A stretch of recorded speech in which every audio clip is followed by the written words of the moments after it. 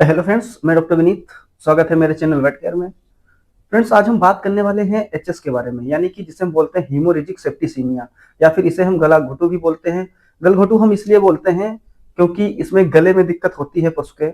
और हम बात करते हैं कि जो एचएस है, यानी कि जो हीमोरेजिक सेप्टिसीमिया है, ये हमें किन पशुओं में देखने को मिलता है। तो ये हमें कैटल्स में भी देखने को मिलता है, बफेलो यानी कि भैंसों में भी देखने को मिलता है, और या हमें घोड़ों में भी इसके केसेस आते हैं और वाइल्ड एनिमल्स में भी आते हैं। लेकिन जो सबसे ज्यादा हमें इसके केसेस देखने को मिलते हैं, वो देखने को मिलते हैं बफेलो यानी भैंस में और उनके बच्चों में। तो इस एचएस के बारे में हम इस वीडियो में यह देखेंगे कि इसके लक्षण क्या होते हैं, इसका होने का कारण क्या है, और दूसरी बीमारियों से इसको हम कैसे अलग, यानी कि डिफरेंशियल डायग्नोसिस क्या होती है, इसके बारे में हम देखेंगे। और जो ट्रीटमेंट है इसका, क्या हम ट्रीटमेंट आप अप्रोच करते हैं जब किसी एनिमल को एचएस हो जाता है, तो ये चीजें हम अगले वीडियो में देखेंगे। अब हम बात करते हैं इसके काजेस क्या है, यानी इसका होने का कारण क्या होता है। तो जो एचएस होता है, एचएस के होने का कारण होता है एक बैक्टीरिया, जो कि ग्राम नेगेटिव ग्रुप की बैक्टीरिया होती है, जिसका नाम है Pasteurella multocida. Pasteurella multocida normally जो है वो एनिमल्स के श्वास नली, यानी कि जो उसका रिस्पायरेटरी सिस्टम है, यानी ट्रेकिया है, लंग्स है, इनमें वो पड़ा रहता है। और जब उसे अच्छी कंडीशन यानी अच्छा एनवायरनमेंट मिलता है ग्रो करने के लिए, जिसे हम बोलते हैं फेवरेबल कंडीशन जब मिलती है, तो यह ग्रो करता है और यह अपने फॉर्म को शो करता है और एचएस काज करता है। तो इस तरीके से जो है वो पशु में बीमारी देखने को मिलती है। अब हम बात करते हैं किस एज ग्रुप में ये हमें ज्यादा देखने को मिलती है। जो हमारी केटल्स हैं, जो हमारे गाय हैं, या जो जो भैंस होती हैं, बफेलो हैं, उनमें ये 6 मंथ से 2 साल के जो एनिमल्स हैं उसमें ये ज्यादा देखने को मिलता है, ज्यादा प्रभावी होता है। और इसके मौसम की बात करें तो ये जो मई जून के बाद जो बारिश का सीजन होता है उसमें ये हमें ज्यादा देखने को मिलता है। लेकिन केसेस जो है पूरे साल भर रिपोर्टेड होते हैं, पूरे साल भी हमें केसेस देखने को मिलते हैं, लेकिन जो ज्यादा चांसेस होते हैं वो बरसात के टाइम होते। इसके लक्षणों को हम 2 फॉर्म में डिवाइड करते हैं। पहली जो है वो है एक्यूट पर एक्यूट फॉर्म, दूसरी है एक्यूट फॉर्म। हमें पहले पर एक्यूट फॉर्म देखने को मिलती है, फिर हमें देखने को मिलती है एक्यूट फॉर्म। पर एक्यूट फॉर्म जो होती है वो हमें लगभग 4 से 24 घंटे तक की जो अवस्था होती है उसे हम पर एक्यूट फॉर्म कहते हैं। और उसके बाद में जो हमें फॉर्म देखने को मिलती है एक्यूट फॉर्म, वो होती है लगभग 5 दिन तक, 3 से 5 दिन के जो टाइम पीरियड होता है, 5 दिन का, वहां तक जो हमें फॉर्म देखने को मिलती है, यानी कि उसमें जो लक्षण देखने को मिलते हैं उसे हम बोलते हैं एक्यूट फॉर्म। पहले हम बात करते हैं कि हमें क्या लक्षण देखने को मिलते हैं पर एक्यूट फॉर्म में। तो पर एक्यूट फॉर्म में हमें फीवर देखने को मिलता है, और हमें देखने को मिलता है कि जो लेक्राइमेशन है, नेजल नेजल डिस्चार्ज देखने को मिलता है। लेक्राइमेशन यानी कि जो ऑकुलर डिस्चार्ज होता है, जो आंखों से जो एक तरीके का जो आंसू निकलते हैं, उस तरीके से जो स्राव होता है वो हमें देखने को मिलता है।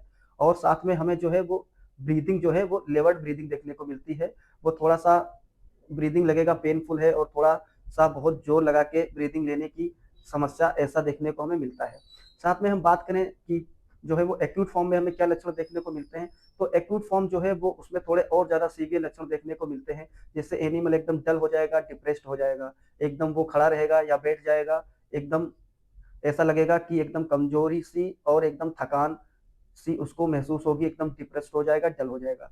साथ में जो हमें जो मेन जो लक्षण देखने को मिलता है वो देखने को मिलता है कि जो उसका थ्रोट होता है, यानी गला जो होता है, तो गले के नीचे सूजन देखने को मिलती है। वो सूजन जो है जबड़े के नीचे से लगा के गले तक, और कभी कभी वो ब्रिस्केट यानी जो गले के नीचे का पार्ट होता है पैरों के बीच तक, वहां तक सूजन देखने को मिलती है। तो इस तरीके से सूजन देखने को मिलती है। और सूजन के साथ में उसमें जो है वो लेवर्ड ब्रीदिंग ज्यादा देखने को मिलती है, और उसमें बहुत फोर्सफुली वो सांस लेता है, सांस लेने में दिक्कत होती है, और उसे घर की आवाज आती है, यानी जो ग्रेंटिंग साउंड है वो हमें उसमें सुनाई पड़ती है। और जो है वो नेजल डिस्चार्ज जो है वो ज्यादा बढ़ जाता है, और लेक्राइमेशन जो है वो भी बहुत हाइपर हो जाता है। तो आंखों से पानी आना, नाक से स्राव होना, ये सारी कंडीशन हमें देखने को मिलती हैं। और जो एक्यूट फॉर्म है उसमें टेम्परेचर भी हमें हाई देखने को मिलता है, यानी कि 105 से 107 फ़ारेनहाइट जो है वो टेम्परेचर हमें वहां देखने को मिलता है। तो इस तरीके से जो है वो एक्यूट फॉर्म और पर एक्यूट फॉर्म जो है वो हम इसमें देखते हैं। साथ में हम बात करते हैं कि इसमें सांस लेने में दिक्कत जो होती है, उसके चलते जो एनिमल है वो काफ़ी जो है पेन फील करता है, और एनिमल जो है वो एनोरेक्सिया की तरफ जाता ही है। मतलब कि एनिमल जो है वो चारा पानी छोड़ देता है एकदम। और साथ में उसे जब चारा पानी वो नहीं करता है तो वीकनेस, यानी वीकनेस होती है उसे, और वो लेथार्जी शो करता है, यानी थका हुआ वो महसूस करता है। और उसके साथ साथ में उसे जो है हाई फीवर तो देखने को मिलता ही है। और साथ में हम और लक्षण की बात करें तो उसमें जो है उसकी आंखें अगर हम चेक करते हैं, उसकी म्यूकस जो मेम्ब्रेन है आई की, वो हम देखते हैं, तो वो हमें रेड दिखाई पड़ती है, क्योंकि रेड दिखाई पड़ने का मतलब है कि जब इन्फेक्शन का टाइम हो जाता है बैक्टीरिया का, तो वो बैक्टीरिया जो है वो सेप्टिसीमिया काज करती है, और जो सिस्टमिक सेप्टिसीमिया है उसके चलते जो है वो आंखें लाल देखने को मिलती हैं। इसका मतलब है कि जो है कहीं ना कहीं इन्फेक्शन जो है वो बैक्टीरिया का ठीक ठाक हो चुका है। तो ये सारे लक्षण हमको इसमें देखने को मिलते हैं। और साथ में हम बात करें कि ऐसे एनिमल्स को बाकी एनिमल्स से हमें अलग रखना चाहिए, क्योंकि ये जो मैंने आपको बताया कि जो हाइपर सलाइवेशन है, सलाइवा के थ्रू वो सलाइवा उसके खाने में, चारे में गिरेगा, फिर अगर एनिमल दूसरा जो है वो उसके कांटेक्ट में आता है तो वो एक तरीके से कॉन्टाजेनियस डिजीज है, तो वो भी जो है वो उसको ट्रांसफर हो जाएगी। तो जो स्वस्थ एनिमल हैं उनको, जो एचएस के एनिमल हैं उनसे उनको एकदम अलग कर देना चाहिए। तो इस तरीके से जो है हम उसको, बाकी पशुओं को उनसे बचा सकते हैं। अब हम बात करते हैं कि जो एचएस के एनिमल हैं उसको हम बाकी बीमारियों से कैसे डिफ्रेंशिएट करते हैं, क्योंकि कुछ ऐसी बीमारियां और भी हैं जिसमें हम देखते हैं कि गले में सूजन उसमें भी दिखाई देती है।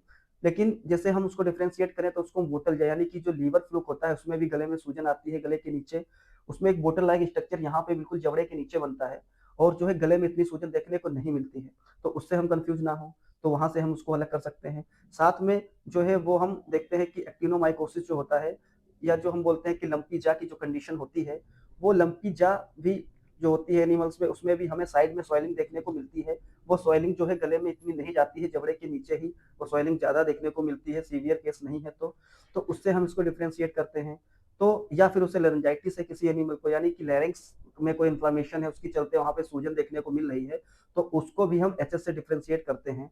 उसमें हम लक्षणों को देख के ये पहचानते हैं कि ये एचएस का केस है, या फिर यह लेरेंजाइटिस का केस है, या फिर यह बोटल जा का केस है, या फिर यह जो है वो लंपी जा का केस है। तो इन सारी जो है इन सारे लक्षणों से हम उसको डिफ्रेंशिएट कर लेते हैं, जिसे हम बोलते हैं डिफरेंशियल डायग्नोसिस। तो इसके चलते हम, लक्षणों के चलते हम यह पता कर पाते हैं कि यह केस एचएस का है या कुछ और प्रॉब्लम है। तो ये सारी कंडीशंस हमें देखने को मिलती हैं एचएस के केस में, और इसका क्या ट्रीटमेंट ऑफ अप्रोच होता है, कैसे इसमें हम ट्रीटमेंट लेते हैं, और कैसे आपके पशु चिकित्सक जो हैं आपको क्या सजेशन देते हैं ट्रीटमेंट में, ये सारी चीजें हम अगले वीडियो में देखेंगे। अगर आप चैनल पर नए हैं तो चैनल को सब्सक्राइब करें, वीडियो को लाइक करें, शेयर करें। Thank you.